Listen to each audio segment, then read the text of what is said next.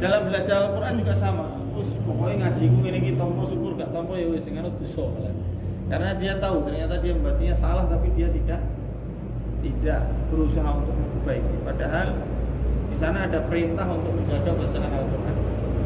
Kemudian Al-Imam Syafi'i juga mengatakan barang siapa yang mempelajari Al-Quran maka akan agung kedudukannya. Minimal orang yang hafidz Quran, qari, dia akan jadi pemimpin minimal di dalam sholat.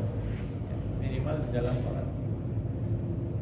Dia serap peduli gini. Presiden karo tukang sapu nek sing hafal kayak tukang sapu ini jadi imam tukang sapu. Maka sangat aneh ketika presiden kok datang ke Afghanistan, di sana banyak ulama terus dia katanya jadi imam, ini repot gitu. Mesti liane balik di salah tikon. Ora di lobi gitu. Nah, ini salah satunya. Di sana Afghanistan tuh banyak qari, banyak ahli Quran ya. Petinggi-petinggi Taliban saja banyak ulama-ulama semua itu orang-orang ahli, bukan sekedar menjuang itu. Terus penisbatan ilmu tajwid penyandarannya disandarkan kepada Al-Quran, ilmu tajwid. Peletak dasar ilmu tajwid kalau secara amali adalah Rasulullah SAW. Jadi kalau ditanya siapa yang pertama kali meletakkan dasar ilmu tajwid, ya Rasulullah, nggak ada yang lain.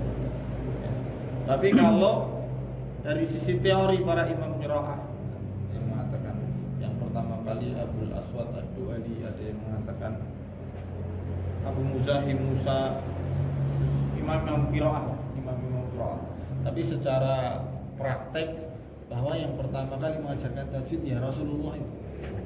Rasulullah itu juga mengajarkan kepada para sahabatnya selain kandungan Al-Quran juga lafadznya. Lafadz per lafadz para sahabat itu ada langsung talabi kepada Rasulullah. Rata-rata mereka talqin kepada Rasulullah langsung. Maka dikenal ada sahabat-sahabat yang ahli qiraah, imam-imam qiraah. Yang pertama kali menulis kitab tajwid itu pertama kitabnya namanya Haqqut Tilawah, bukan ilmu tajwid. Tapi ya para sahabat sekarang masyhur dengan disebut sebagai ilmu tajwid. Ada yang mengatakan belajar tahsin, ya belajar tahsin itu belajar tajwid. Haqqut Tilawah ya ilmu tajwid. Iqra'ul Quran bil lughunil Arab, bacalah Al-Quran dengan lahan logat cengkoknya orang Arab, dan jauhilah oleh kalian pembacaan Quran dengan model cengkoknya ahlul kitab dan orang-orang fasik. Inna anzalnahu Qur'anan Arabiyyan, sungguhnya kami turunkan Al-Quran dalam keadaan Arab. Arabiyyan itu bukan hanya bahasanya, halnya, cara bacanya dan gaya-gayanya harus dibaca sesuai dengan kebiasaan orang Arab. Kalau orang Arab misalnya apabila ada mat ketemu hamzah dipanjangkan. Ini cengkoknya orang Arab asli begitu asli. Jadi bahasa orang Quraisy itu ya tajwid itu tadi.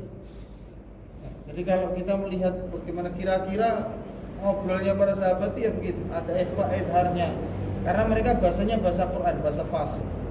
Nah, kemudian bersamaan dengan terjadinya degradasi tadi, banyaknya umat manusia yang masuk Islam dari kalangan orang ajam, kemudian campur baur ke negeri Arab itu, maka merusak bahasa. Maka mulailah Al-Quran itu dibuat kaidah-kaidah cara membacanya, kaidah-kaidah cara membaca Quran. Karena waktu itu sampai sempat ada orang mau bunuh-bunuhan, contohnya tentang cara perbedaan membaca lafadznya. Karena waktu itu Quran itu ditulis tanpa titik, tanpa harokat, ya kan?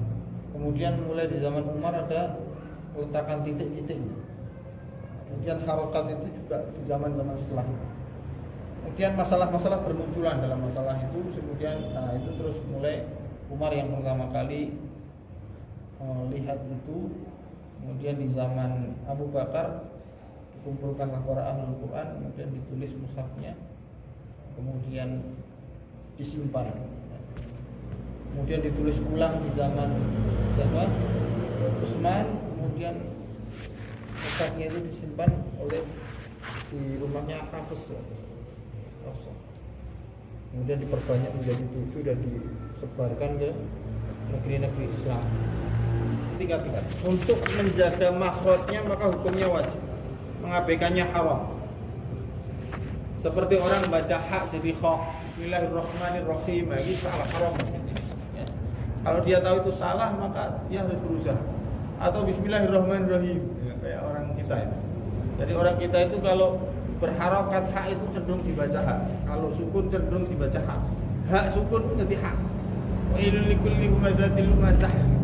Pakai ha. Padahal harusnya ha. Nah, kesalahan-kesalahan seperti ini wajib untuk diperbaiki. Mengabaikannya adalah haram. Ya. Kalau tentang sifat huruf, maka ada ketika sifat-sifat itu mempengaruhi mengeluarkan huruf dari huruf aslinya, maka itu juga haram. Nah, sifat-sifat seperti ini, tarkik dan tafkhim seperti ini, maka semua yang disepakati ulama sebagai lahan khafi. Lahannya, kalau lahannya khafi, maka ini hukumnya dua. Kalau pas dia baca sendiri, itu ya, untuk orang awam boleh. Untuk orang kira sudah berusaha untuk mengamalkan yang raiso-iso ya rapopo, sampai aman. Tapi kalau untuk mengajarkan ke orang, nggak boleh. Mengajarkan ke orang itu harus sifat-sifat sing angel-angel itu menguasai. Kalau enggak ya cuma ngajarin untuk mengamalkannya sendiri aja. Maka pertama saat belajar mengajarkan talaki atau musyafahah ini wajib hukumnya menghindari lahan khafi dan tidak boleh dengan sengaja melakukannya, karena ini berarti berdusta dalam meriwayatkan bacaan Quran. Kalau dia sengaja berdusta. Kalau dia sudah maksimalnya seperti itu ya kelas. Kita bacaan kita nggak ada yang 100% seperti Rasulullah. Tapi dia sudah belajar itu bisa mempraktekkan, ya maka ini boleh mengajarkan. Tapi kalau dia sengaja menyelisih kaidahnya, dia salah, maka ini haram. Kedua, saat tilawah biasa, jika qari seorang ahli dan mengetahui hukum-hukum bacaan, maka A'udzu billahi minasy syaithanir rajim.